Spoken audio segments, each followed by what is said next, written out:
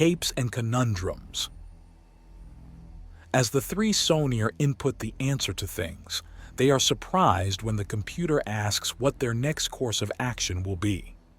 After a few moments of debate among themselves, they determine to go after Two-Face first, mostly because the apartment number and floor indicated that things likely started as his idea. Behind them, Santiago quickly shucks out of his jacket and t-shirt before putting on his El Reno mask. He hands the clothes to Robin, who just watches with a single raised eyebrow. "You are correct," and El Reno honors his agreement. He bellows out from behind the three women, and there's a few moments of excitement and flapping around as they get control of themselves again. "Now then, al tercer rito, vengan mis amigas, vengan." With that, he leads the way out of the room and casually taps the play button on his communicator to have a lively tune play as he moves. All three women follow very closely as Robin trails the absurd procession with a look somewhere between disbelief and amusement. Now then, the tercer rito will test further your skills in investigation and the power to put things together. El Reno assures you, there is not one single obvious clue. This is a proper challenge and the sort that requires a mind as mighty as my massive muscles to proceed. El Reno announces as he all but kicks open the next door. Inside there is an apartment complex. "Now, Miss Amigas, this is the place where your skills in observation will be tested. However, upon your leaving you must, I repeat, you must show skill in battle and not merely striking a training dummy in a stern manner. Oh no, Miss Amigas." The room beyond the door labeled 3 in question has been expanded downwards instead. There is what seems to be a street inside with numerous sewer entrances and a subway entrance going down. How does this match up to the city outside? There's no large sewer system or anything like a subway, Shadowflight asks. "Oh, but there are similar things. In the bowels of a vessel, in the electrical tunnels of the city, the closed and claustrophobic places where your senses turn against you. Hone your senses, control and understand them, temper your expectations and find the path through. But be warned, there is battle at the end. You will be forced to prove your might in a proper manner. With padded weapons we will strike at one another." And how does the challenge ramp up after this? El Reno is pleased you have asked. In this challenge you have a great deal of trial to find your clues in the city and have to fight your way through an opponent at the end. Then you get no time to consider as you head to the computer to input your answer. The final level is all this and more, for you will be hunted during that excursion. Non-lethal arms will be used to attempt to track you down. Now, they will not be using advanced equipment or training to do it, but you must learn patience and stealth in order to properly perform at level 4. Also, your sparring partner at level 4 will be actually trying. Level 3 is to make sure you understand the importance of dodging and basic form. Robin adds in.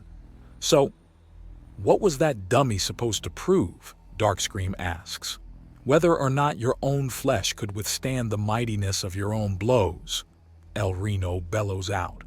"There are many so unaware of the ways of battle that they would break their own bones when throwing a punch, and often these are some of the most eager to do battle with others, so unaware of the ways of a fight that they are unaware of their own ignorance.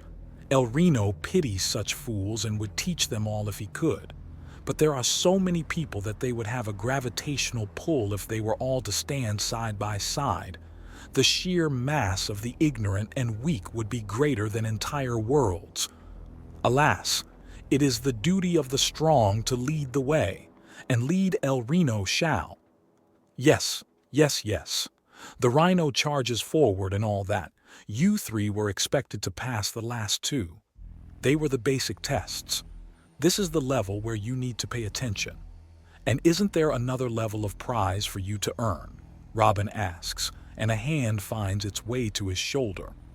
"I am not the Rhino. I am El Reno. When you speak my name, you must use your voice, use your lungs and throat. bellow like a great beast and proclaim El Reno. El Reno tells him, and Robin looks distinctly unimpressed. "Oh, pequeña ave, you have so much to learn indeed. I will make a lucha out of you yet. I will shoot out your kneecaps." Ha ha! El Reno is too mighty for something as meager as a bullet to do him harm. Now then, pequeñas murciélagos, it is time for you three to put your minds to work. There is nothing that a strong body may do for you if your mind is unable to guide it properly. Seek the truth. See past the deception and illusion. Do the impossible. See the invisible. Be like El Reno and prove yourselves unstoppable. "Well, you heard him, ladies. It's," Shadowflight begins to say, before the lights above flash red twice. El Reno immediately takes off his mask in response. "This is your captain speaking. There is a pressure wave due to tectonic activity approaching the city. All activities in the blimp are suspended as we anchor ourselves down to wait out the storm. Normal operations will resume in 1 hour. Thank you for your understanding." Echoes out around them from the intercom system. Santiago catches his clothing tossed at him by Robin and has his t-shirt on in a second. "Well, that killed the momentum. How about a snack?" Won't things expire? Even fake blood dries up." "We used a shiny resin. It doesn't go anywhere and it doesn't dry up any further while still looking a lot like blood," Robin answers. "But seriously, we need to get to the more controlled areas. These safety procedures exist for a reason. It's unlikely that pressure wave will knock out expanded spaces, but unlikely is not impossible. And there's enough stuff in this room that if it was all in this room with US in it, then we'd be splattered against it. So let's skedaddle." That lovely mental image ringing through their minds, everyone quickly leaves the training area and heads to the further side of the dining hall in the blimp for good measure. There are several raised hands in greeting as they enter the dining hall and a few mocking cries of Bane, Deathstroke, and even a few of Boy Wonder. There are mocking calls back, and even as they sit before an almost twanging sound rings out and a dark orange arm grabs onto the table and pulls a large mass of goop with clothing floating inside it. As it arrives, it rearranges itself and slithers into the clothing that had been inside it. Scout then grins at the table. "So, how's the test been going? Do you think it'll keep me from being stepped on next time I play Clayface?" "They're doing well, and hopefully they'll pass at least level 3. That's where the real fun on our end begins." "Really?" Ambush Knight asks. "Oh my, yes. I don't have to hold back anywhere near as much. I can actually do something other than look like I'm going to hit you or throw a stupidly telegraphed attack. Bane here was lucky in that he was allowed to go level 4 as a test.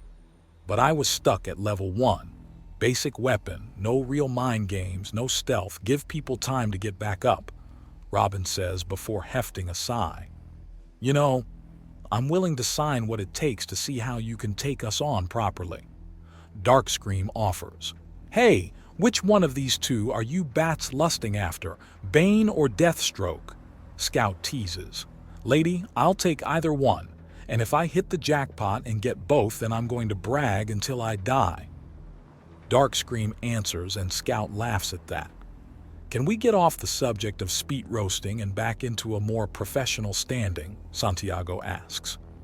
"Spit roasting? We call it double dipping," Darkscream says in a husky voice.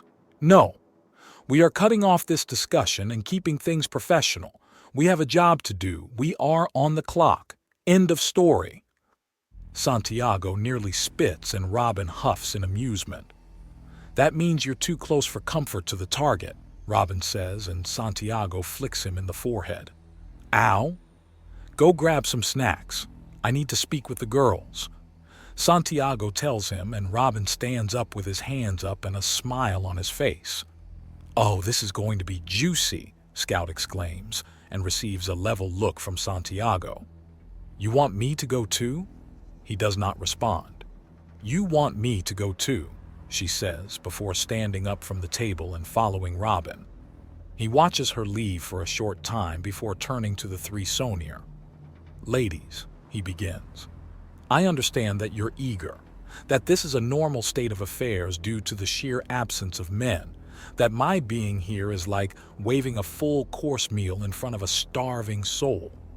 Where are you going with this?" Shadowflight asks. "I understand and am even flattered that you find me so attractive, but sexually propositioning myself and my co-workers while we're on the job is going a bit far. We're willing to play, we're willing to banter. But when you're maybe a step or two away from humping someone, then it's too much." Quite the turn from El Reno. Yes, it is," Santiago says. "Now look, this isn't me saying no, but it's me saying cool off a little for now. I want you three to pass the third level and win that date as much as you do. But don't let the prize distract you from what you need to do to win that prize in the first place. This means a lot to you. I may not be a fan of Bane the character, but I highly respect what this initiative will do. It will help bring out the best in this city and in your people. This is a strange but valuable way I can make the galaxy a better place.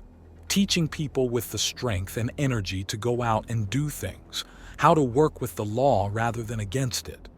Encouraging people to think logically and think quickly. Many people, including many members of my own family, do not learn well or easily when they're sat down and handed a book or data slate. Doing things like this, it's much like something I wanted to do for my little cousins when they were growing up." "Wow, you took this personally," Shadowflight says in a soft tone. "It's something we Undaunted do a lot. We do our best to do our absolute best. And for some men, it's bull-headed determination. For me, I make it personal. I make it something to do with home and family. That's..." Ambush Knight has a realization before she outright purrs. Oh, my big daddy energy before he's even a dad. "Tone it down, sister. We'll have him soon enough. Just wait for the right time to pounce." Darkscream says, "I'm a fruity. I don't pounce on prey. I swoop onto my target and carry it away." Ambush Knight says, "Well, I'm not. Trust me when I say that you need to wait for the right time." Darkscream says, "I personally agree. I'll tone it down and I will win that third challenge. But bring the mask for after the date." No, I'll let you imagine what I was about to say. "Is it safe to come back now? You won't break the bird?" Robin asks as he walks up with 2 loaded trays. Pepperette sticks, fruit cups, and several bags of chips are filling the trays with some bottles of water dotting among them like ponds in the middle of debris. "All that is a snack?" "Most is for me and the big guy. Humans have much higher intake and a strong one, even more. If I ate that much, I'd start altering into a mega slobe," Scout remarks, and Robin snorts in amusement.